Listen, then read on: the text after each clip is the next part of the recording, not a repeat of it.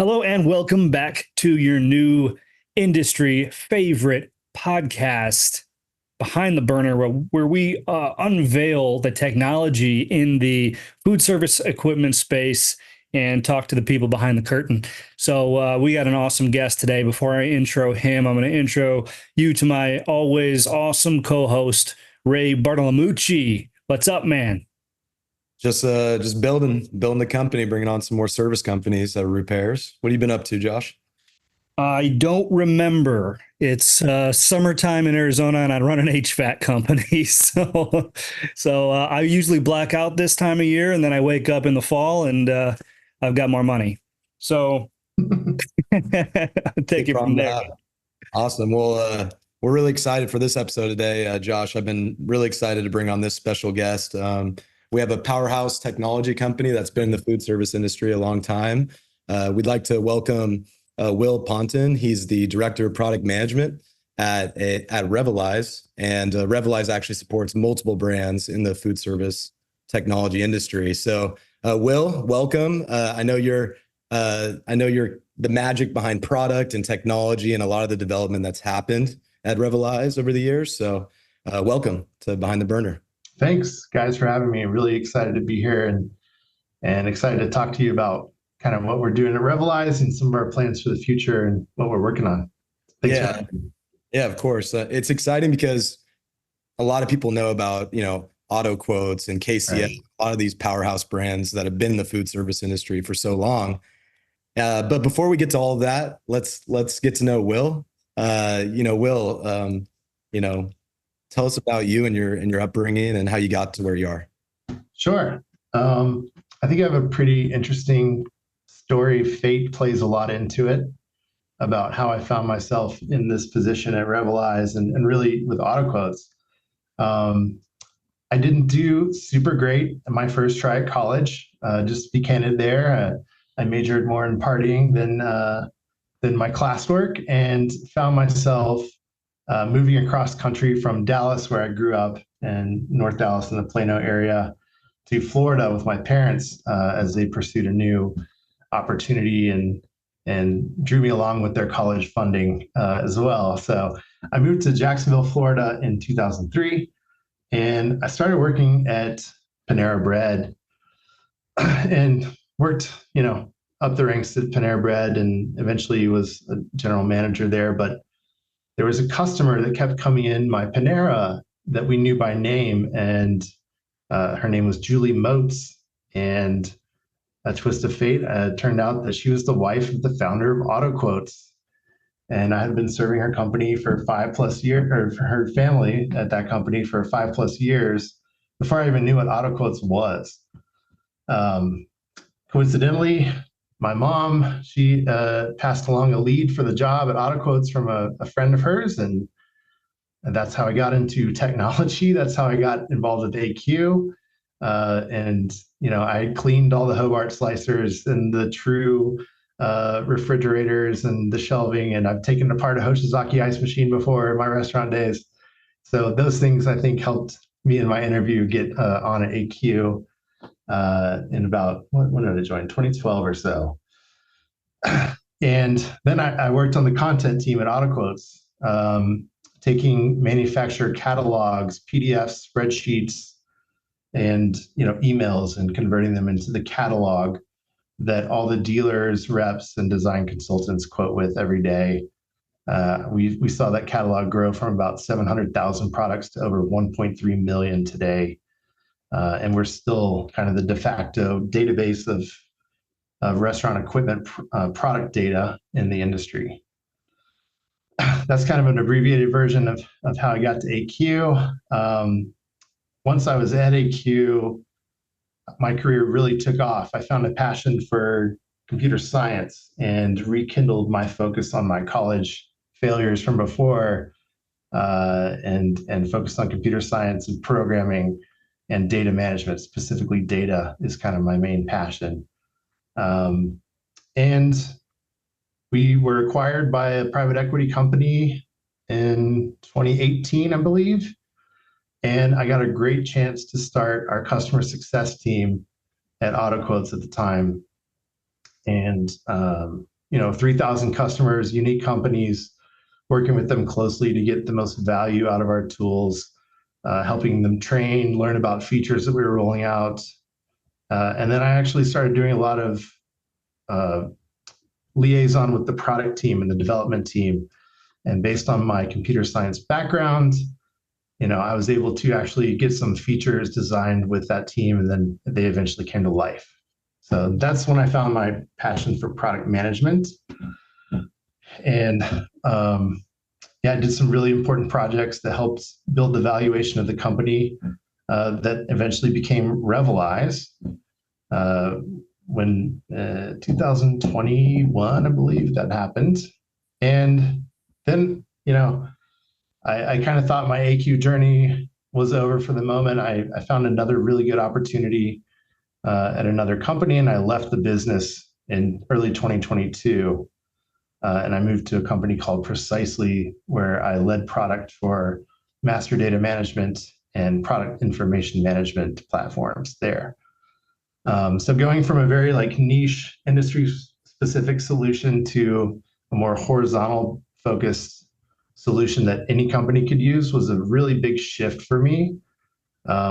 It really helped me grow my skills and talents as a product manager, and working with many different companies, use cases, stakeholders, all the way from ExxonMobil to Starbucks to Fender Guitars, US Foods there in Phoenix, Josh, many customers like that, kind of helped me grow up my skills in product management to a very mature level. And then I saw that Revalize was investing again in food service technologies. They purchased KCL in October of 2023, and they posted a role for a director of product to come and lead those technologies. And I just thought it was the perfect time to return to the business and help drive forward some of the platforms that I grew up with and loved over the years, and really to help serve the market that's pretty close to my heart from my early days in my 20s till now. So that's kind of my story. Wow, that's super interesting, man. Especially that that the wife of the owner or founder of Autobus. I mean, that's you said fate was involved, but I didn't expect that. That's pretty cool. So I got to ask, you had mentioned in that that you found a passion in data. Earlier on. I'm curious, what about data made you passionate? Like, what do you enjoy about data? That seems like it seems like an interesting thing to be passionate about for a lot of people. So I'm curious. Yeah, good question. So I read an article that said data was like the new gold for business, or the new oil for business, right? It's gold. And that sparked my curiosity to really dive into what was going on in the data world at the time, which was data science was the buzzword, and predictive analytics, and this new thing called machine learning and AI, right? I was just so fascinated by that stuff. And that's kind of what got me into the computer science side. But also I was managing data every day at AutoQuotes. I had these core problems that are solved with solutions programmatically, where I'm taking messy, disparate data sets from different spreadsheets, and I'm using the computer to do, merging and matching into a single trusted source. And then that's driving value for the customers, right? So that path from data to gold was very evident in what I was doing every day. And then I started playing with Python a lot, making some codes, programs myself. And I made this for a boot camp I did. I made this project that would scrape this wine review website, and then I could tell, when my parents wanted a good wine, I could say what type, and here's some prices in the region of the most popular ones, and then here's the scores that everyone gave them. So I just thought that was so cool, and that's probably a very nerdy thing to say, but yeah, that's what I was doing in my free time, was playing with Python and data all the time. So the food equipment industry has been around a long time, and I feel like with technology, it's lagged more in the food equipment industry. You've seen it evolve since the beginning, from the inception of AutoQuotes. How have you seen the shift in priorities with technology in the food equipment industry from It's a beginning huge to shift. now? Yeah. So I would say there was a definite line in the sand, and it's so cliche to say, but it's before the pandemic and after, right? Mm. Even in the restaurant world, like the pandemic forced you to have online ordering. It forced you to have, a digital presence and a way to manage those things digitally that restaurants maybe never had before. The same applies to the sales channels in our industry. If they weren't digitizing before the pandemic, they were forced to. They had to go remote to some degree when possible. They had to switch to mobile applications instead of desktop computers, right? So that really shifted everyone to invest in business systems to manage this stuff, to do more with less people and less kind of time, right? And that continues on. That's what I see. Really, our big opportunity at Revalize is wiring up all this systems together with their auto quotes, with their KCL, with their other CPQ platforms, so that you're not entering the same data in three different platforms about the same customer, right? It's a seamless, mature kind of digital stitching between those different business systems. So, yeah, it's huge. It's still happening all the time.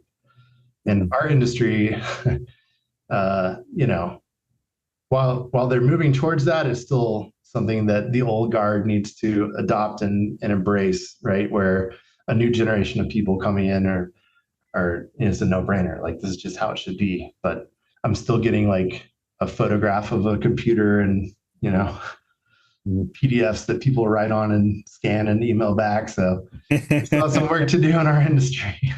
So for those who aren't in the software space and may not know the terminology that you use, sorry. CPQ. Yeah. CPQ, configure, price, and quote. Meaning, in the AQ context, you want to specify an oven. Well, you need to detail if it has casters or legs. That's the configuration part, and the shelving that goes with it. Is it a 220 50 hertz for Europe, or is it something like a 120 60 three-phase for US, right? That's the configuration part. And then there's pricing. AQ, we publish the list pricing, but those who sell aren't paying list. They're getting a discount. They're marking up from that discount. They're multiplying by volume. If they have two ovens, for example, it calculates a sell total. And so all those things are the pricing factor. We actually offer energy rebates now too in auto quotes, so that you can get a bit of a discount for your customer to help save the planet with energy specific or energy efficient equipment. And then the quote part, right, is generating all that project data, combining the configuration and the pricing into a kind of actionable report that comes out of AQ that the customer can sign off on. And I still to this day say I work at Auto Quotes. This has nothing to do with cars or insurance. It's about food service equipment. That's amazing. So, yeah, it's always fun. So to build on that point, Will, about data from earlier and uniting data, people that are familiar with the food equipment industry say, the five families, all the different parts of the industry that work together. Technically, six if you include the parts distributors, right? Yep. So when we think about all these different associations like Safesa, FIDA, NAFM, what is Revalize doing to get more involved with these organizations? And because it takes everybody to work together to get all this data we want. How are you thinking about starting more relationships in this community? Yeah, that's a super great question. One thing we did great in the old auto quotes was to be the Switzerland between those five families, right? We were the platform where all those groups could come together and enable commerce between them, right? And I think with the formation of Revalize, we have lost a bit of focus on those relationships that I'm now attempting to rekindle across the industry groups. I'm CFSP certified, been to a bunch of NAFMs. I work closely with MOSI, right? And Spec Quote and Spec Page is a product offering that we have a partnership with them on. FIDA, I'm going to attend the FIDA conference here in a few weeks in Colorado Springs. which is about an hour from my house here in Denver. And yeah, just kind of reapproaching some of those old relationships with an olive branch and saying, we need to work together for each other's benefit instead of, maybe some competition in what data people are trying to collaborate with. So we have the biggest, catalog of food service equipment in town. There's others that are trying to build a competitive catalog like that, and that's great. That helps keep us fresh and hungry to keep innovating. But there's also a partnership element that I think we're missing that we can go back and rekindle. And then Safisa and service agents, I think is a underserved persona in our industry in general. So one reason, I was reaching out to you guys is to see how we might partner better with those users and what offerings we could develop to serve them and enable their commerce. And really, it's about making great software that is easy to use and makes your job easier, right? Whoever you are in the food service biz. Yeah, that's really interesting. I'm curious what other verticals your brands serve. Is it just food service? No, at Revalize, we're kind of a Pokemon of CPQs, configure, price, quote. You got to catch them all, right? My responsibilities are food service equipment specifically, but we have medical device planning software that's very similar, furniture manufacturing software. We have pipe and fluid handling, we call it. Josh, this may be familiar to you in HVAC, but there's this whole world of designing like fluid systems for large buildings, right? That you don't think about, but we have this really advanced modeling software that helps you select the right pump and the right pipe configurations. And then it lets you model it in what we call a digital twin, which lets you like set up the building and then run the kind of computer models against how that would perform and the different volumetric pressure metrics, for example, or the flow rates for those pumps. It's crazy, like some of the things that are out there. And then there's another company we purchased here in Colorado called LAI Lighting Analysts that lets you model lighting for stadiums, concert auditoriums, giant parking lots, airports, right? And it uses the science behind the lumens and the bulbs to project what that lighting would cover in those spaces. And cool. It's not quite a CPQ, right? You're not pricing always, I don't think, but it helps you 3D model some of that stuff and really enable these engineers to kind of go from the quote to cash cycle. That's kind of our Revalize theme, is that you can design products with our tools, you can get them published to those who sell, and then you can enable the close of that sale of complex manufactured goods. That's kind of our headline. And that covers things like electric vehicles, construction materials, furniture, medical devices, food service equipment is one of them, and lighting, all kind of stuff. It's really cool. That's wild. So I got to ask, because, you hear everything, the buzz around, sticking to your niche, right? Yeah. And going down one lane and focusing everything you've got on that. How do you balance all of these different verticals, and how might they work together? That's a great question. We do invest in kind of industry standard tools that are market proven to be successful for that niche industry. The AutoQuotes is a great example of that, right? So is the other, the medical device one called Atania, and the possibly poorly named Micro D, which is the furniture one. So there's a challenge on our product team, is how to fit all those together into a tailored solution, right? Because it's not quite obvious when you look at them separately how they could work together. But then if you really start thinking, like, hospitals have cafeterias, they have furniture, right? They have fluid handling systems, and they have electrical systems that need to be modeled, and they have lighting in the parking lot.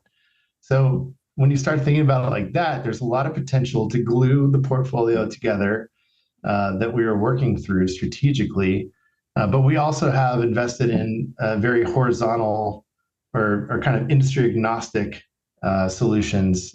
One's called Configure One, which anyone, no matter what their products are specifically tailored to, can use the configurator to do advanced pricing and modeling, document generation, even CAD, 3D, Revit, and CAD modeling. It's really cool. So, like Martin Guitars, I believe they have a configurator on their website where you can modulate and build your own custom guitar. That's powered by Configure One on the back end. And then, when you're ready to buy that guitar, it spits out a bill of materials that the factory will take and say, it's, this part, this part, this part, this part, this part. They all perfectly work together because we planned the logic to make them tied together. And I know exactly what to go build for this customer specification. So there's a lot of cool potential in our portfolio that we're working on the strategy around. And otherwise, we do have a lot of niche solutions for industry verticals that are hyper focused to the use cases of those groups, right? So to build on that point of innovation, bringing all these different products together, by the way, sounds like a huge feat. So that sounds exciting though, nonetheless, especially with all the horizontal products coming together. That sounds super interesting. So speaking on culture, you look at the classic private equity playbook. When they acquire a company, their MO is usually to cut costs, and that usually comes with R&D, increasing pricing to the end users that have been typically sticky with the platform for very many years, right? Especially auto. Talk to me about your experience. You left, right? Auto quotes, but you came back to Revalize for product again, which I'm intrigued by the culture of Revalize and the innovation involved. Talk to me more about that. Sure, yeah. That is absolutely one of the reasons that I did return to Revalize was the great company culture here. We have some unique values that we really put our hearts into in everything we do. And the reason it works is the reason that you guys drive culture at your business. It's top down, right? It's not like the guys on the ground are driving the culture to the executives, right? Our CEO, our ELT, our SLT team, our executive and senior leadership teams, they live this culture every day. We might be a bit fanatical about our culture, I think, specifically around my favorite, drive to excellence and grit. We have big problems that you called out to make a strategy out of all these products in the portfolio. It's a lot of hard work. And we, thrive in that environment based on the type of hiring we do and the way that we kind of compensate based on rewards and results.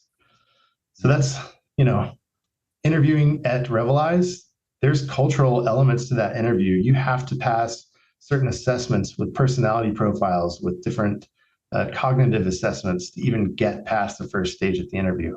It's super important in the way we select people to join the company. And then it's lived every day from leadership down. It's pretty cool. What other values? Maybe I can rattle them all off. Probably not. The ones I love the most: grit, drive to excellence, results orientation. I think those are my favorite, but I can't remember the other three right now. Probably. Can you explain the results orientation one? I'm curious. Yeah, we're really hyper focused on results rather than effort. So, okay, you spent all year trying to build this thing and it didn't pan out. Well, the effort doesn't matter. The result does, right? We try to focus on things that really drive the business forward and move the needle. And we have another mantra called ruthless priority that we use to get there. So, it's tough conversations sometimes with internal stakeholders, but when we have a goal and we have a priority, like we are laser focused on that, and then it's kind of like do what you can to get there and deliver, and that's the results orientation, right? And as a product person, I'm focused on driving bookings, revenue, reducing my cost margin, and improving my retention rate. Those are the things that I'm hyper focused on driving results for in everything that I do, right? Every feature I build, every offering that we put together. That's really cool. That's that one resonates. Yeah. It took us a little longer than I'd like to admit to understand that as a growing company, right? It's we've been blessed to grow quickly over the years, but that effort versus results is something that became glaringly obvious through the growth, right? Because when you start with a bunch of people that just put their foot in the dirt and go to work, Yep. right? And they do whatever they do whatever they need to, and work ethic is rewarded and applauded, right? And that's great. And it's not to take anything away from work ethic, but if the results don't ensue, then what is it all What's for? the point? Exactly. Right, exactly. We just worked really hard. Well, why don't we work really hard on something that matters, right? That's right. It's the whole busy versus productive, Exactly. conversation. So that one really hits, man. I like that.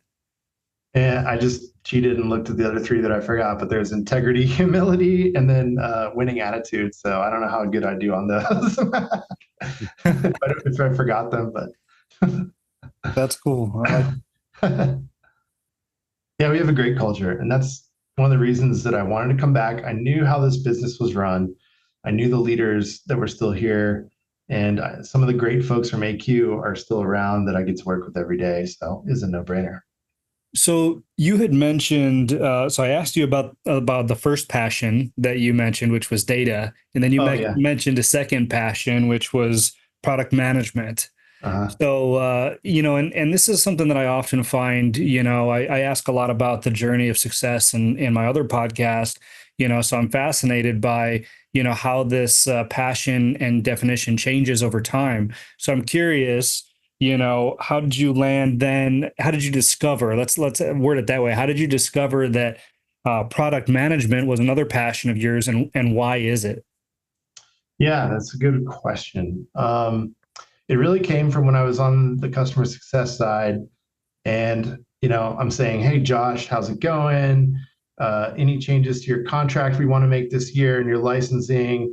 And the customers were saying, like, I love AQ, but I wish it did this thing, or you guys should build, an integration bridge to this technology. And I was agreeing, but I couldn't do anything about it, right? Except for kind of pass it on to another team who had different priorities, or, maybe some of them lined up, right? So I was really attracted to the idea that I could make an impact in the business in product management. And data is just the kind of the cash that you can prove your idea with sometimes, right? So it's a perfect marriage of, okay, if we go do and build this thing, I've collected the impact to revenue, or if we take away a feature, this many customers will be upset and there's a risk for their renewals. Like, data was always the kind of power tool in my tool belt that helped me make my case for something that we wanted to get done to make an impact. So yeah, the ability to make a huge impact on my team and for my customers and for the business, that's like super interesting to me. And, one day, I've always like thought like, oh, what if I started my own business? But to me, it's kind of like a training ground for running a business like this as well.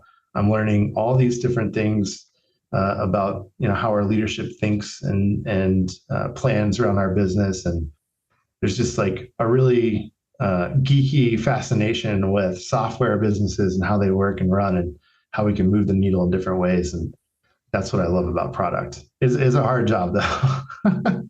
Yeah, there's definitely something to be said about, okay, there's an entrepreneur who starts their own company, but there's also intrapreneurs, right? That Oh yeah, I love that. inside these, large organizations, but you're really running, projects within the product team. It's your baby in many ways, right? Because you helped, over the years for so long. So intrapreneurs, I like that. It's a great, yeah, I've always used that term. It's a great stepping stone.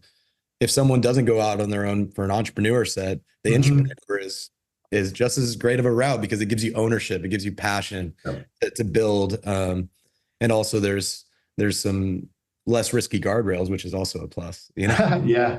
I'd be lying if I said I didn't consider trading the intra for intra every once in a while. Yeah, exactly.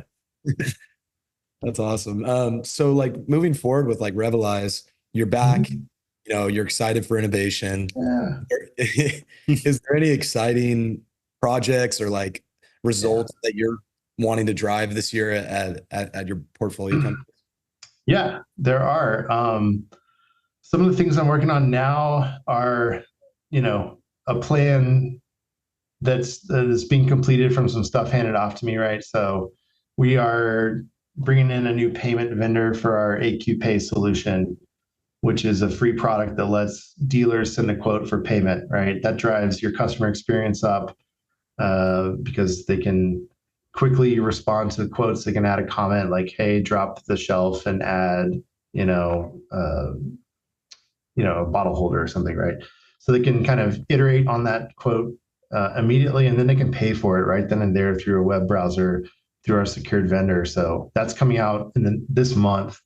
We'll have a new vendor for that with better ACH and credit card rates than our previous vendor, who also had some other technical challenges that we've replaced with this new vendor. So I'm excited for that. Also, there's a huge, like going back to our post-COVID and pandemic digitalization journey, there's a huge need to handle how these companies manage their linked companies in auto quotes, right? So what we're seeing is the big dogs are buying up smaller dogs, right? They're consolidating smaller groups into their ecosystem. And then the way that they're linked in AQ is just kind of difficult to manage them all. There's a lot of clicks, there's a lot of exports that you have to do, and it's just tedious and time consuming. So I'm revisiting like the admin side of AQ and how we can improve that experience and kind of have an Uber admin that can change things for all the link companies. So quality of life improvements is a big focus for this year. But the big gem in our crown, I think, is what we call the Revalize Integration Hub. And this is so cool. We've built these APIs for auto quotes, which are programming interfaces, right? They're kind of like a waiter at a restaurant where you're giving him your order, he's going back to the kitchen, and he's fetching that food for you and bringing it to you, right? It's kind of a pathway of data between our application and external systems. And we've got some really cool use cases to do quote to order. So you can send an AQ quote to your ERP system, which is an enterprise resource planning system or inventory purchase order system, right? So that you can automate that process. Guys, I've seen people on demo calls showing us how they do it today, and they're typing here, they're copying here, spreadsheet there, all the same data, making mistakes. This alleviates that completely. In addition, we've got a connector for your CRM, your customer relationship management system. So your Salesforce, your HubSpot, right? And our customers are starting their project in Salesforce, adding their customer, adding the address and a project name, and then they click a button, it opens auto quotes, they do all their equipment specification there, and then they can push all that data back to Salesforce to close an opportunity with. Saving, like literally they're saving people hours per year on these solutions, right? Those people can go and focus on things that humans can do rather than what computers can do. The other one we have is like customer sync for the CRM. We have a projects API that lets you share that project data elsewhere. We have products API, which is an API for our content catalog.